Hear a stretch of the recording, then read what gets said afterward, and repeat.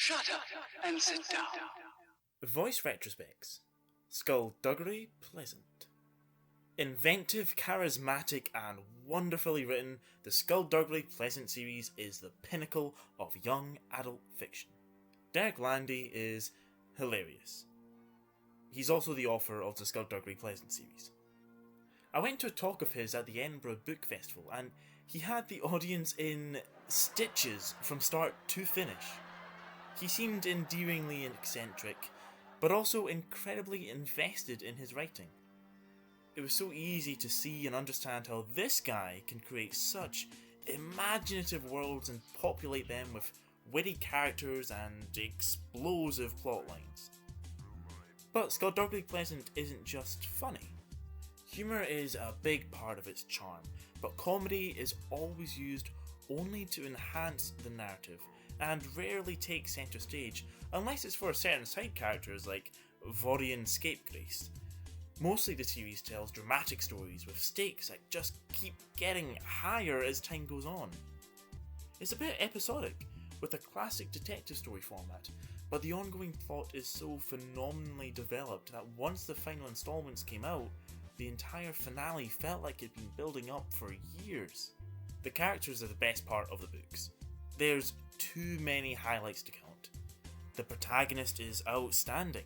Her journey to become a mage is told with intricate conflicts and mind-bending twists, giving her significant character flaws and portraying a realistic progression in power.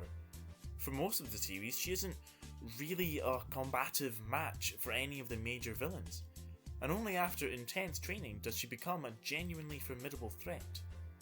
Valkyrie Kane is a perfect young adult protagonist. She's easy to root for because of her tenacity and relatable motivations, and she's also surprisingly realistically written. With the complex world of magic and monsters that Skullduggery Pleasant is written in, it would have been easy for ordinary concerns and pressures put on a teenage girl to fall by the wayside.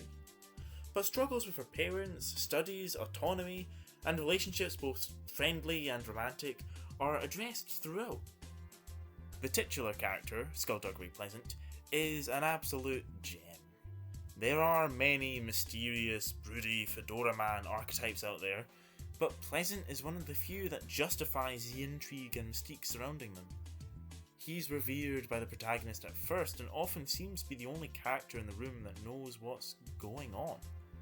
This characterization ran the risk of making him seem like an invincible, embarrassingly overpowered self-insert that never makes mistakes and is never caught off guard, but boy could that not be more wrong. This guy makes mistakes. He makes big ones. There's a reason Valkyrie is the hero of the story and not him. Their dynamic is endlessly entertaining.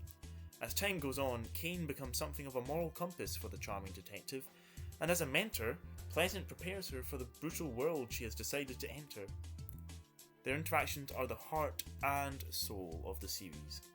Then you get the supporting cast of allies and enemies.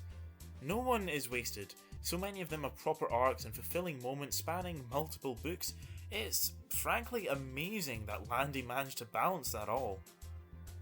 I wouldn't be surprised to find out that every recurring character in the series is at least one reader's favourite, but I could never choose one above the others. Except maybe Scapegrace.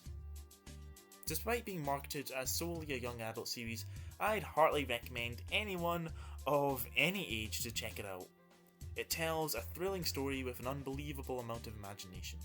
The fact that it hasn't received a critically acclaimed movie franchise is criminal.